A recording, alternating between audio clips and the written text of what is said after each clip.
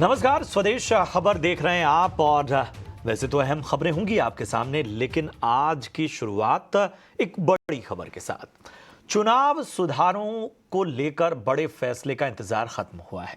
मोदी सरकार ने one nation one election के प्रस्ताव को कैबिनेट से पास हुआ है, यानी लोकसभा और विधानसभाओं के एक साथ चुनाव कराने का रास्ता साफ होता हुआ नजर आ रहा है।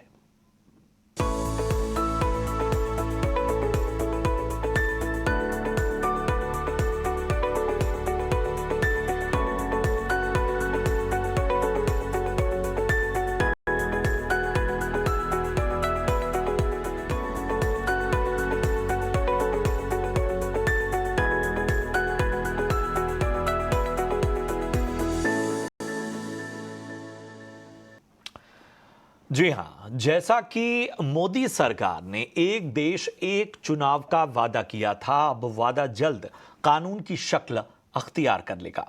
कैबिनेट की बैठक में देश में सभी चुनाव एक साथ करवाने के प्रस्ताव को मंजूरी मिलने के साथ वन नेशन वन इलेक्शन का रास्ता साफ हो गया। अब सरकार इसे संसद के शीतकालीन सत्र में पेश करेगी। दरअसल मोदी सरकार ने अपने दूसरे कार्यकाल में पूर्व राष्ट्रपति रामनाथ कोविंद की अध्यक्षता में एक कमेटी बनाई थी। 2 सितंबर 2023 को बनी 8 सदस्यीय कमेटी ने काफी चर्चा और मंथन के बाद 2024 में राष्ट्रपति द्रौपदी मुर्मू को अपनी रिपोर्ट सौंपी और अपने वादे के मुताबिक तीसरे टर्म की सरकार बनने के 100 दिनों के बाद मोदी सरकार ने इसे कैबिनेट की मंजूरी दे दी।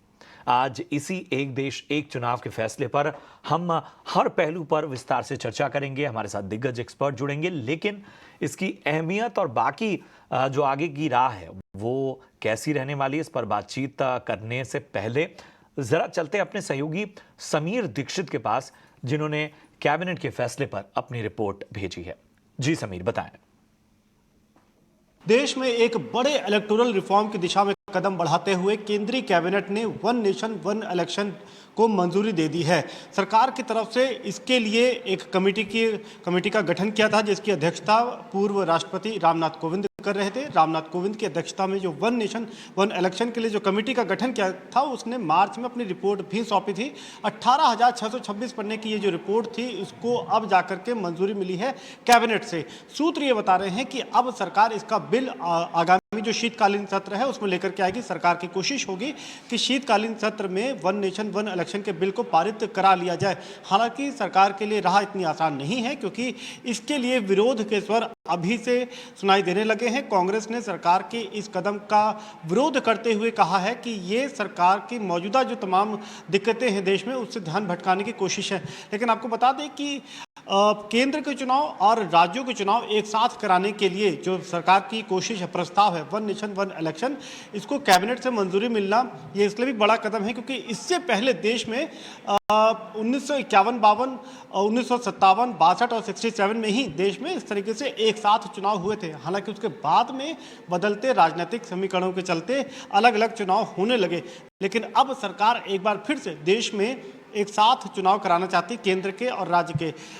केंद्र सरकार का तर्क है कि इससे जो है ना सिर्फ जो सरकारी खर्च है वो काफ़ी हद तक बच पाएगा, बल्कि संसाधनों का सही तरीके से उपयोग हो पाएगा। जबकि इसके विरोध में तर्क ये दिया जा रहा है कि सामंजस्य बिठाना काफ़ी मुश्किल होगा। लेकिन इसको एक बड़े इलेक्टोरल रिफॉर्म के लिए देखा जा रहा है कि जहां सरकार ने इसको अपने एजेंडे इलेक्शन मैनिफेस्टो में भी इसका ऐलान किया था, अपने 100 दिन के एजेंडा में भी इसका जिक्र किया था, उसको अंततः कैबिनेट से मंजूरी दे दी गई है और अब इसको संसद में पारित करने की कोशिश की जाएगी।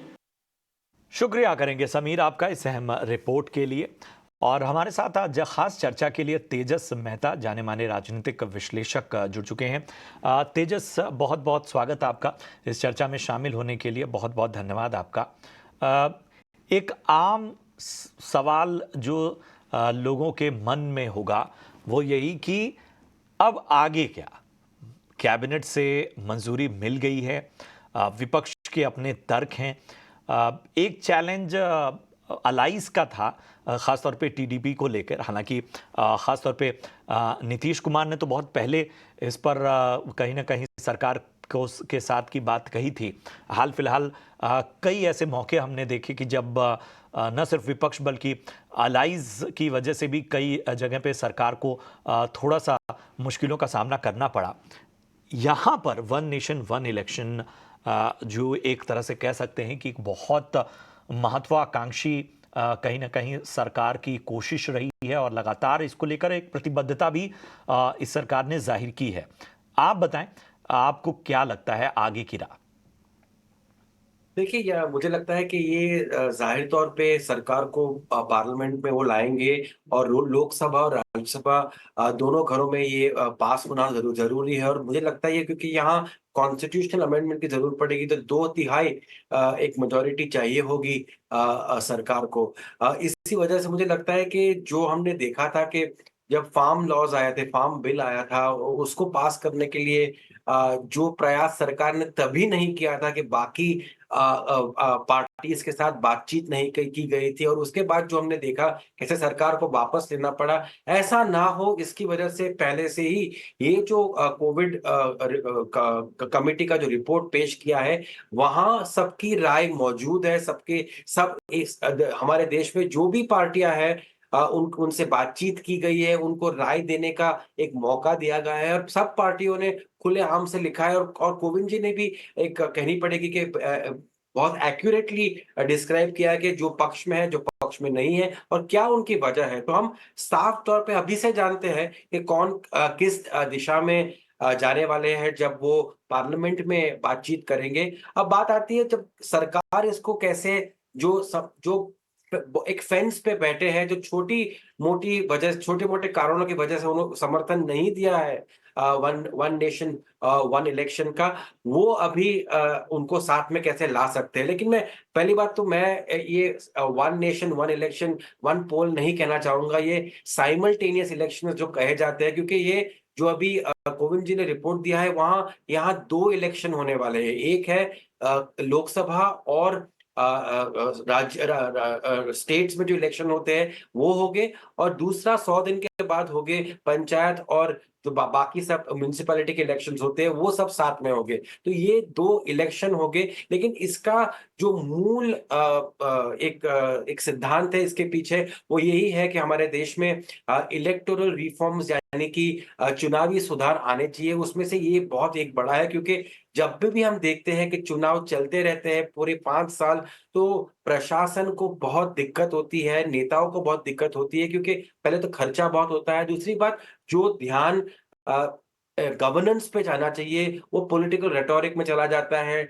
लोग अनाप-शनाप बोल देते हैं, उसके माने गरमा-गर्मी ज़्यादा हो जाती है, हंगामा होता है। इसकी वजह से ये सब ना होए, और जब हम देखते हैं हर राज्य को उनके कर्मचारी भेजने पड़ते हैं, तो बहुत सारा खर्चा होता है, बहुत सारा मैन पावर लॉस होता है, बहुत सारा फोकस जो जो होना चाहिए गवर्नेंस पर, लोगों की दिक्कतों को सुलझाने के ऊपर, वो चला जाता है इलेक्शन के ऊपर और इलेक्शन कैंपेनिंग के ऊपर। तो मुझे लगता है ये एक अच्छा कदम लिया गया है, लेकिन जैसे आप कह रहे थे कि अभी आने वाले कुछ साल बहुत अहम होंगे, क्योंकि ये चलेगा, ये होने वाला है तो होगा 2025 में जो पास हो गया तब तक, लेकिन उसके पहले ये सरकार को माने सबको साथ में लेके ये करना पड़ेगा, आपने कही। क्योंकि और तेजस, जाहिर सी बात है। इसी से जुड़ा मेरा जी, सवाल जी, है।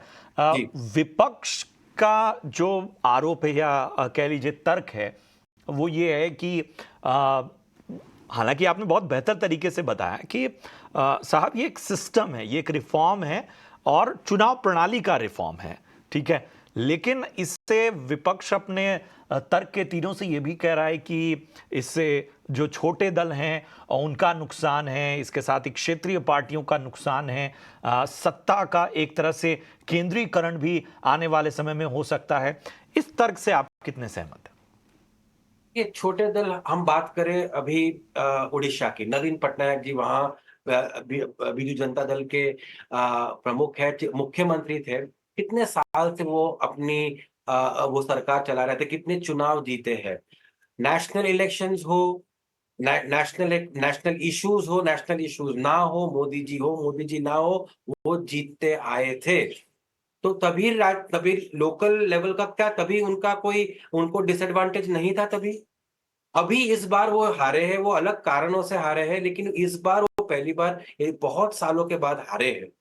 तो मुझे लगता है कि ये कहना कि national issues will overwhelm local issues, हाँ, हो सकता है, लेकिन हर दफा नहीं होता है। इस बार 2024 में नेशनल इश्यूज बहुत कम थे, लोकल इश्यूज ज्यादा थे। हमने देखा कई इलाकों में उनका प्रभाव हुआ है, कई इलाकों में नहीं हुआ है। तो ये तो चलते रहता है। हमको ये इस हम एक लोकतांत्रिक देश है, लेकिन हम जिस अवस्था में है, हमको ये सोचना ज्यादा अहम मुझे लगता है कि हम ये 5 साल कैसे लोगों को दे पाए कि उनको हमारा पूरा समर्थन मिले, हमारा पूरा योगदान मिले, हमारे पूरे पैसे मिले और देश की उन्नति और प्रगति हो। कि हो क्या रहा है कि जब आपको हर साल में 2-3 बड़े इलेक्शंस आते हैं, तो सरकार, हमारे नेता, हमारे जो भी राजनीतिक दल है, वो भटक जाते हैं और जो हंगामा चलता है इलेक्शन के, एक तमाशा होता है, एक रेटोरिक जो कहते हैं इलेक्शन रेटोरिक, उसमें सब उलझ जाते हैं और उस समय आप फोकस नहीं कर पाते गवर्नेंस के ऊपर। एक बहुत अहम मैंने एक बाइट तेजस सुना एक। तेजस, हाँ जी। एक चीज हाँ, क्या आपको नहीं लगती कि अगर किसी तरह से जो बात आप कह रहे थे कि सबसे बड़ा चैलेंज है एक पेज पे लाने का, इस पूरे फैसले को कहीं ना कहीं उस पर एक सहमति बनाने का, आपको लगता है कि इतनी आसानी से, क्योंकि हम ये जान रहे हैं कि ये जो पिछले चुनाव हुए हैं उसने विपक्ष को भी एक तरह से मजबूत किया है और वो बहुत चीज़ों पे मुखर भी रहे हैं, आपको लगता है कि ये मुद्दा है जिसे आसानी से विपक्ष अपने हाथों से जाने देगा? देखिए, पहले तो कोई भी जो पार्टी सत्ता में होती है हमेशा नहीं होने वाली है। आज भाजपा है, कल कांग्रेस दोबारा वापस आ सकती है, इसमें किसी को भी शंका नहीं होनी चाहिए। तो तब जब कांग्रेस सरकार में आएगी तभी क्या वो इसका समर्थन करेंगे, क्योंकि वो सरकार में आ गई है। तो ये बहुत बड़ा इश्यू है। ये राजनीतिक मतभेदों से या एक इंडिया अलायंस है, एक एनडीए अलायंस है, इस विजन से ना देखे इसको एक राष्ट्रीय स्तर से देखना पड़ेगा। आप और मैंने एक जो आपका प्रश्न का उत्तर देने के लिए मैंने एक बात सुनी थी जो खड़गे जी बोल रहे थे। वो कह रहे थे कि ये लोकतांत्रिक हमारी जो व्यवस्था है उसको उसमें नहीं चलेगा, ये उसको चोट पहुँचाएगा। मुझे ये समझना है कि जो हमारे जो चुनाव होते हैं वो किस लिए होते हैं?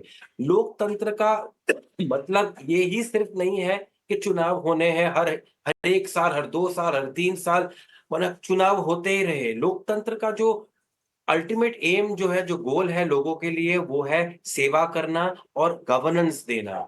चुनाव एक माध्यम है, उससे हम लोग चुनते हैं और मगर अंत में 5 साल के लिए हम हमें एक टीम हम सेट बिल्कुल करते हैं, एक पार्टी सेट अहम है करते हैं। राष्ट्र और किसी भी लोकतंत्र के लिए बेहतर यही होता है कि हम थोड़ा अपग्रेड हों, हर मायने में अपग्रेड हों। और जाहिर सी बात है कि ये समय समय के साथ बदला। जी जी तेजस, आप कह रहे थे कुछ। मेरा है कि जो इसमें जो भी कम है, हम उसको पार्लियामेंट में डिबेट कर सकते हैं और शामिल कर सकते हैं। फॉर एग्जांपल किसी ने बताया कि 5 साल ऐसे हो सकता है कि हमारा जो नेता है वो काम ही ना करे, हम क्या करें फिर? तो ठीक है, एक नया रिफॉर्म है जो बाकी देशों में है, उसपे राइट टू रिकॉल आप वापस बुला सकते हो। इसके ऊपर चर्चा करें, हमें चर्चा करनी है, हमें रिफॉर्म्स लाने हैं। ये सबसे अहम बात है पूरा और ये सबसे मुझे लगता है जरूरी है पार्लियामेंट में कि होगा अभी। हर तरह से किसी तरह की आलोचना की भी गुंजाइश होनी चाहिए, जो हमें कहा भी गया है कि निंदक नियरे राखिए। शायद उस तरह की कहीं ना कहीं सोच के साथ और आगे बढ़ना होगा इस तरह के बड़े जो वृहद मुद्दे हैं। शुक्रिया तेजस जी, हमसे जुड़ने के लिए। बहुत अच्छी चर्चा रही, बहुत ही स्पष्ट विश्लेषण रहा आपका। हमसे जुड़ने के लिए आगे भी हम इस तरह की चर्चाओं में आपको आमंत्रित करते रहेंगे। बहुत बहुत धन्यवाद हमें समय देने का। तो ये थी अहम चर्चा, खास तौर पे एक देश एक चुनाव और इसको लेकर तमाम बातें हमने स्पष्ट की, ऐतराज से लेकर और इसकी बेहतरी, इसके फायदे, इन सभी को आपके सामने रखा। चले बढ़ते हैं आगे। जम्मू कश्मीर में विधानसभा चुनाव के पहले चरण में 24 सीटों पर वोटिंग जारी है। 3 बजे तक जो वोटिंग परसेंटेज था वो बढ़िया था, 50% से ज़्यादा वोटिंग हुई है। शाम 6 बजे तक वोट डाले जाएंगे। अब देखना होगा कि ये वोटिंग कहाँ तक जाती है। धारा 370 खत्म होने के बाद राज्य में पहला विधानसभा चुनाव है। ये जो रिएक्शन है, जनता क्या कह रही है, जरा उसको सुन लेते हैं। हमें काफ़ी इस बात की खुशी है कि इतने सालों के बाद, ऑलमोस्ट 10 इयर्स के बाद, आज एक डेमोक्रेटिक प्रोसेस से हमें अपना नुमाइंदा इलेक्ट करने का मौका मिल रहा है। और वो भी अभी जब कुछ यंग कैंडिडेट्स अभी फ्रेम में हैं, तो हम काफ़ी खुश हैं कि हमें उनको इलेक्ट करने का मौका मिल रहा है। और हम उम्मीद करते हैं कि वो हमारी बात आगे तक, असेंबली तक पहुँचाएंगे, हमारी वॉइस भी इट विल बी हर्ड। तो we are very happy about that. चलिए, तो जो तमाम कहते हैं ना, लोकतंत्र के इस यज्ञ में आहुति देने वाले लोग हैं, वोटर्स हैं, उनका ये पर्व है और वाकई उनके मन में कहीं ना कहीं उत्साह नजर आता हुआ। बहरहाल यहाँ रुकेंगे एक छोटे से ब्रेक के लिए। खबरें और हैं, बाजार से जुड़ी खबरें ब्रेक के बाद।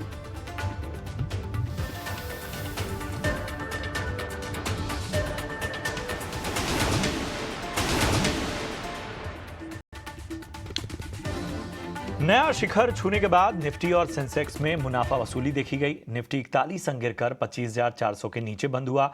सेंसेक्स भी ऊपरी स्तर से 350 अंक फिसला। बाजार का पूरा हाल बता रही हैं आशीषा अधवरियो। बिल्कुल, काफ़ी वॉलेटाइल दिन था भारतीय बाजारों के लिए। All time high levels touch किए थे मॉर्निंग में, लेकिन उसके बाद उन लेवल्स पर हम सस्टेन नहीं कर पाए। करीब 60 अंकों की गिरावट के साथ निफ्टी 50 बंद होता हुआ नजर आया। लेकिन फाइनेंशियल्स और बैंकिंग सेक्टर की बात करें तो यहाँ पर काफ़ी एक्शन था। निफ्टी बैंक इंडेक्स में करीब 500 अंकों की तेज़ी आज की ट्रेडिंग सेशन में दिखी। लूजिंग साइड की बात करें तो निफ्टी आईटी सेक्टर में भारी कमजोरी थी। एम्फोसिस, एलटीआई, माइंडट्री सभी स्टॉक्स में आज गिरावट दिखी। याद रखें, कुछ मैनेजमेंट कमेंट्री भी निकल कर आई एलटीआई, माइंडट्री से, जहां पर उनका मानना है कि रेवेन्यू ग्रोथ दूसरी तिमाही में पहली तिमाही के जैसा ही रह सकता है।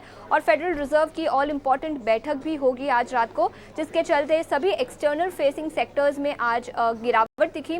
निफ्टी आईटी इंडेक्स में तो गिरावट थी ही, करीब 3% से ज़्यादा की गिरावट। लेकिन उसके अलावा याद रखें, फार्मा और मेटल शेयरों में भी आज भारी गिरावट दिखी। इसके अलावा कुछ इंडिविजुअल सेक्टर्स की बात करें तो फार्मा इंडेक्स, यहाँ पर भी कमजोरी थी। ग्लेनमार्क फार्मा, बायोकॉन और लॉरस लैब्स कुछ टॉप लूजर्स थे निफ्टी फार्मा इंडेक्स से। एक्सचेंजेस स्टॉक्स में काफ़ी एक्शन दिखा। बीएसई के स्टॉक में करीब 16% की तेज़ी आज के ट्रेडिंग सेशन में दिखी। याद रखें, एनएसई के लिस्टिंग की उम्मीद है, जिसके चलते सभी एक्सचेंज रिलेटेड स्टॉक्स में आज काफ़ी एक्शन दिखा। बट ऑल इन ऑल सबकी नज़र आज फेडरल रिजर्व की बैठक पर रहेगी, जहां पर रेट कट को लेकर कुछ इंपॉर्टेंट डिसीजंस आएंगे। लेकिन काफ़ी चौपी दिन था भारतीय बाजारों के लिए और दिन के एंड तक थोड़ी सी गिरावट भी दिखी। शुक्रिया करेंगे आशीषा आपका इस अहम जानकारी के लिए। अब बढ़ते हैं अपने खास सेगमेंट 5 का पंच की तरफ, जहां मेरे सहयोगी शरद आपको बताएंगे कि आखिर किन शेयरों और सेक्टर्स ने लगाया मार्केट में एक्शन भरा पंच। 5 का पंच में जहां पे मैं 5 अहम स्टॉक्स या थीम लेके आता हूं दिन के ट्रेड में, जहां पे एक्शन देखने मिलता है। सबसे पहले आईटी स्टॉक्स के बारे में बात करूंगा, जहां पे निफ्टी आईटी इंडेक्स में जो है भारी गिरावट देखने मिली। 3% का जो है गिरावट देखने मिला। अब इसका क्या कारण हो सकता है, सबसे पहले बात करूंगा तो ऑफकोर्स यहाँ पे आज इम्पॉर्टेंट एफओएमसी की जो है मीटिंग की जो है डिसीजन होने वाली है। एक्सपेक्टेशंस है कि लगभग आप कह सकते हैं 25 बेसिस पॉइंट्स का जो है आपका गिरावट देखने मिल सकता है रेट कट में। लेकिन ऑफकोर्स जो वॉलेटिलिटी आ रही है उसके कारण आईटी स्टॉक्स में दबाव है। इसके अलावा जो है एसेंचर जो है उनको बल्क प्रमोशंस जो होती है उसको 6 महीने से डिले भी कर दी है। ओवरऑल डिस्क्रिशनरी स्पेंडिंग में भी अभी भी इश्यूज चल रहे हैं, तो उसके कारण भी बहुत सारे न्यूज़ फ्लोज आ रहे थे और आईटी स्टॉक्स में सेलिंग प्रेशर आया। खास करके टीसीएस में 3% से ज़्यादा का गिरावट यहाँ पे देखने मिला है। बात करते हैं ग्राफाइट इलेक्ट्रोड प्लेयर्स के बारे में। एचईजी और ग्राफाइट दोनों में ही अच्छी मोमेंटम देखने मिली है। अब इसका रीज़न ये है, जो रेजोना ग्राफाइट है एक लीडिंग मैन्युफैक्चरर है, इनका पेयर है पर बहुत बड़ा साइज़ में है। इन्होंने अपना प्राइस हाइक अनाउंस किया, वो भी 20% का प्राइस हाइक अनाउंस किया है। तो उसके कारण ऑफकोर्स एक रब ऑफ इफेक्ट जो है आपके इंडियन ग्राफाइट इलेक्ट्रोड प्लेयर्स को भी देखने मिल रहा है। आरईसी भी फोकस में रहेगा। Non binding MOU agreement sign किया है ऑलमोस्ट 1.12 लाख करोड़ रुपीस का अगले 5 साल में। ऑफकोर्स उसका जो एक रब ऑफ इफेक्ट है पीएफसी में भी देखने मिला, जहाँ पे वॉल्यूम्स आए। हमारा चौथा स्टॉक एलएनटी रहेगा। गोल्डमैन सैक्स की मैनेजमेंट मीट हुई, मेंटेन बाई रखा। जो टारगेट प्राइस है 3,700 रुपये प्रति शेयर का रखा है। मैनेजमेंट अभी भी कंस्ट्रक्टिव है। कैपेक्स के बारे में बात करें, ऑयल गैस थीम हो या मिडल ईस्ट के ऑर्डर्स हों। इसके अलावा कैपेक्स इंटेंसिव प्राइवेट इंस्ट्रूमेंट्स में भी बुलिश नज़रिया है। और आगे जाते हुए नई चीज़ें जैसे कि डेटा सेंटर, सेमीकंडक्टर, हाइड्रोजन और पोटेंशियली न्यूक्लियर पे भी कंपनी की फोकस रहेगी। हमारा आखिरी स्टॉक बजाज फाइनेंस, यहाँ पे जो है मॉर्गन स्टैनली की रिपोर्ट आई है, मेंटेन ओवरवेट रखा है। टारगेट प्राइस 9,000 रुपये प्रति शेयर का है और बाकी सारे भी हाउसिंग फाइनेंस कंपनीज में एक अच्छी तेज़ी देखने मिल रही थी। FY 27 और 25 के जो EPS एस्टिमेट्स हालांकि स्टॉक में बढ़ने के कारण लगभग 1.5 से 2% तक जो है ब्रोकिंग हाउस ने गिरा दिया है और उन्होंने कहा कि वैल्यूएशन अभी भी अट्रैक्टिव है अगर ROE और EPS की ग्रोथ को आगे देखते हुए माने तो। बट ऑफकोर्स याद रखिए स्टॉक में बहुत अच्छी रनअप ऑलरेडी लिस्टिंग के बाद देखने मिली है, तो कॉशियस नज़रिया कुछ एनालिस्ट का भी है। तो ये 5 अहम थीम्स या स्टॉक्स है जहां पे आज एक्शन देखने मिला और यही हमारे लिस्ट जो कि 5 का पंच है उसमें शामिल है। शुक्रिया शरद आपका इस अहम जानकारी के लिए। और किन इवेंट्स पर आपको रखनी होगी नजर, देखिए हमारे सहयोगी वरुण दुबे की ये रिपोर्ट। देखिए कल हमारे मार्केट जो है सबसे ज़्यादा रिएक्ट करेंगे ग्लोबल क्यूज़ पे और ख़ासकर फेड की इंटरेस्ट रेट डिसीजन पे, क्योंकि बुधवार को जो फेड इंटरेस्ट रेट पे डिसीजन लेगा उसका असर आपको गुरुवार को हमारे मार्केट्स पे देखने मिलेगा। तो जाहिर सी बात है ये सबसे इम्पॉर्टेंट इवेंट है जिसका असर आपको बाज़ार पे देखने मिलेगा। इसके अलावा कल US में काफ़ी सारे और डेटा आने वाले हैं, वहाँ पे भी आप नज़र रखिएगा, जैसे कि जॉबलेस क्लेम्स के नंबर्स आएंगे, एग्जिस्टिंग होम सेल्स के नंबर्स आएंगे। तो ये कुछ इंपॉर्टेंट इकोनॉमिक डेटा है जो कल आने वाले हैं। इसके अलावा फेडेक्स की अर्निंग्स भी आने वाली है, तो अर्निंग्स के लिहाज से भी एक स्टॉक है US में जहाँ पे आपको थोड़ी बहुत नज़र रखनी है। UK में कल इंटरेस्ट रेट पे डिसीजन लिया जाएगा, तो यहाँ पे आप नज़र रखिएगा। इसके बाद बैंक ऑफ इंग्लैंड की ऑफिशियल मीट भी होगी, जाहिर सी बात है प्रेस कॉन्फ्रेंस भी होगी, तो यहाँ आप नज़र रखिएगा। जापान भी इंटरेस्ट रेट पे डिसीजन लेने वाला है। तो कहीं ना कहीं दुनिया भर के जो बैंकर्स है वो अब इंटरेस्ट रेट पे डिसीजन ले रहे हैं और इसका इम्पैक्ट हमारे मार्केट्स पे देखने मिलेगा। तो सबसे बड़ा इवेंट तो यही निकल के आता है।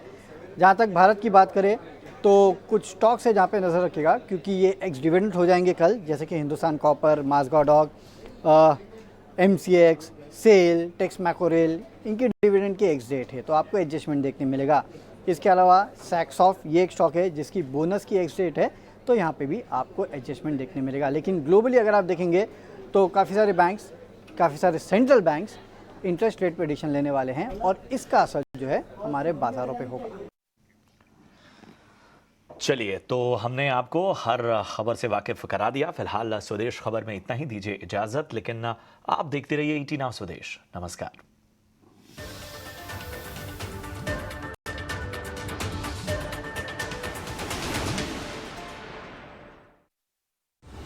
in association with